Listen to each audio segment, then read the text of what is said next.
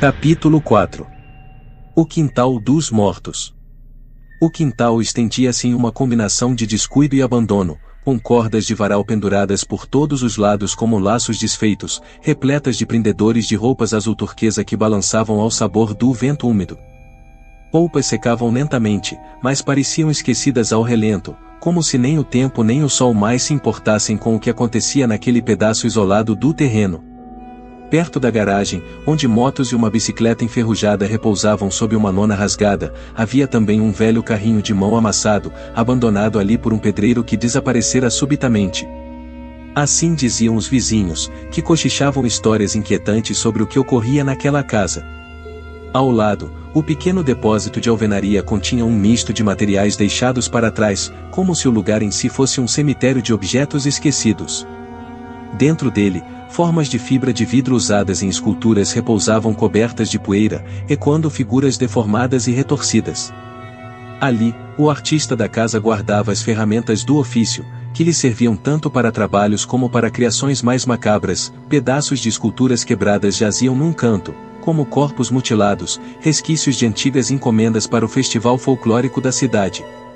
Latas de tinta vazias escorriam cores desbotadas e furadas, em especial uma lata de tinta amarela com um resquício denso e espesso que gotejava lentamente, desenhando uma linha perturbadora que descia em direção ao chão, quase como uma lágrima de algo vivo. O depósito tinha sido construído sobre uma fossa séptica, pois o espaço no quintal era limitado. Contudo, aqueles que ainda se aventuravam pelo fundo da casa diziam que o cheiro ali era mais pesado do que deveria ser, como se algo muito mais velho e apodrecido se escondesse sob a terra. Na extremidade direita do quintal, um jardim em declínio era dominado por um coqueiro solitário, cujas raízes se estendiam para as profundezas da terra com uma firmeza quase ameaçadora. Ao seu redor, plantas regionais e medicinais dividiam espaço com flores murchas e desbotadas, enquanto rosas brancas se misturavam a galhos secos e quebradiços, como se o jardim, em si, carregasse um segredo sombrio. A senhora da casa, uma mulher de ascendência negra vinda das terras do Alto Inhamundá, regava o jardim diariamente, sempre às 6 da manhã, quase como se esse ritual fosse uma prece silenciosa para manter sob controle o que quer que habitasse ali. Ela cultivava uma devoção incomum pelas plantas, como se houvesse um pacto entre ela e aquele pedaço de terra. O restante da casa parecia em harmonia, afastando a energia do quintal, ou mais, misteriosamente, o jardim prosperava junto à fronteira com o depósito, onde as sombras nunca se dissipavam por completo. Ao longo dos anos, uma energia pesada se acumulava naquele terreno. A casa, um sobrado respeitável do bairro da Francesa, era aparentemente bem cuidada e admirada pelos vizinhos. No entanto, quem conhecia bem o local evitava entrar à noite, especialmente após o pôr do sol. Aqueles que haviam passado tempo demais ali costumavam mencionar um frio incomum que subia pelos ossos, um arrepio incômodo que tornava a visita rápida e silenciosa. Parecia haver algo naquele quintal, algo que não dormia, que aguardava pacientemente, sugando a vitalidade de qualquer um que passasse. Numa manhã, a empregada da casa começou a preparar o almoço. Levou a churrasqueira para o fundo do quintal, encheu-a de carvão vegetal, despejou um pouco de óleo em uma bandeja e adicionou um pouco de álcool para acender o fogo. As labaredas subiram altas, projetando sombras grotescas que dançavam contra o depósito, enquanto o cheiro de carne assada impregnava o ar. Na bandeja, alguns peixes frescos repousavam, prontos para o preparo.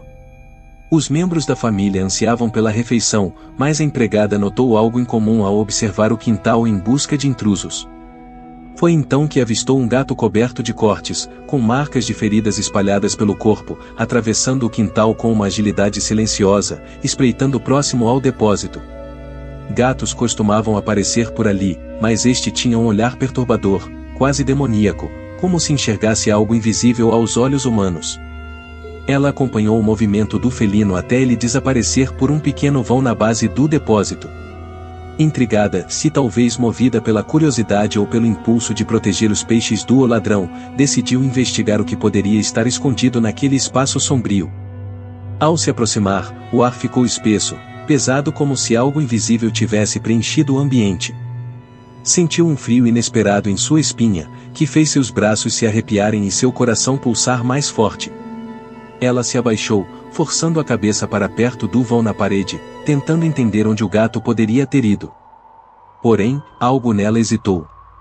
Seus instintos a advertiam para não seguir adiante, mas, contra o próprio julgamento, ela estendeu a mão para dentro do buraco, imaginando que talvez pudesse espantar o gato dali. O que aconteceu em seguida foi rápido e brutal. De repente, algo gelado e áspero agarrou seu braço com uma força sobrenatural. Uma mão, deformada e enrugada como se estivesse apodrecendo, apertou-a com violência, suas unhas sujas e quebradas cravando-se profundamente em sua pele. A empregada soltou um grito agonizante, mas o som parecia abafado, como se o próprio ar o sugasse para dentro do buraco. Em segundos, a mão podre que a segurava puxou-a com uma força bestial, e ela sentiu algo rasgando a carne de seus dedos, que foram arrancados sem piedade. Tentando se desvencilhar, a mulher gritava e se debatia, mas a criatura, ou o que quer que estivesse ali, parecia se fortalecer com seu pavor. O facão que ela usará para preparar o peixe estava próximo, e, num lampejo desesperado, a criatura o agarrou e, com um golpe certeiro, cortou a perna esquerda da empregada. Sangue jorrava em espasmos, pintando o chão com uma coloração grotesca e espalhando-se em poças viscosas que corriam pela terra, como se fossem absorvidas pela própria casa. Naquele instante, uma quietude mortal tomou conta do quintal. O som do crepitar do carvão e o aroma do peixe sendo assado tornaram-se macabramente normais, contrastando com a cena brutal que se desenrolava diante dos olhos do quintal vazio. A empregada foi arrastada para dentro do depósito, desaparecendo completamente naquele buraco impossível. Apenas o silêncio restou, e a brisa do vento frio fazia os pegadores de roupa nos varais balançarem, rangendo como lamentos distantes. Um pássaro, enjaulado na casa vizinha, assistira a tudo, suas pequenas asas tremiam enquanto ele emitia um pio abafado.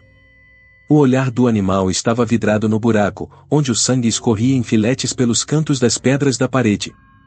No coqueiro, algumas gotas de sangue mancharam a casca, enegrecendo o tronco enquanto pingavam até o solo, que parecia abrir pequenas fissuras para receber o líquido vital como uma oferenda maligna. Um murmúrio indistinto começou a ecoar de algum ponto do quintal, soando como um sussurro de crianças distantes, mas suas vozes traziam um tom de escárnio, quase cantando uma melodia sombria. A família, alheia ao horror que se desenrolava no quintal, começou a notar a ausência da empregada. A senhora da casa chamou por ela repetidas vezes, até que, sem resposta, decidiu investigar o quintal.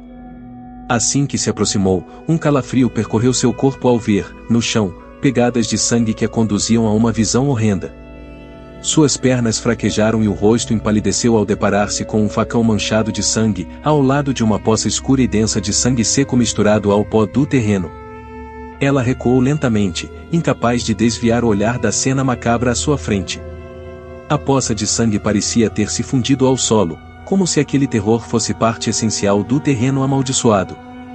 As raízes do velho coqueiro, agora com formas grotescas, pareciam ter ganho vida, estendendo-se em direção à casa, sedentas pelo sangue derramado.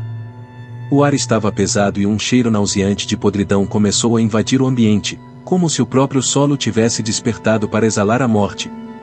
De repente, o silêncio foi rompido por um som baixo e arrastado, vindo de dentro da casa. O vento, que passava entre as árvores, parecia sussurrar algo indecifrável, e a senhora da casa paralisou, com a sensação de estar sendo observada. A presença do mal, que parecia habitá-la de forma oculta, agora se revelava em uma brutalidade implacável, como se, depois de tanto tempo adormecida, estivesse pronta para engolir tudo ao seu redor.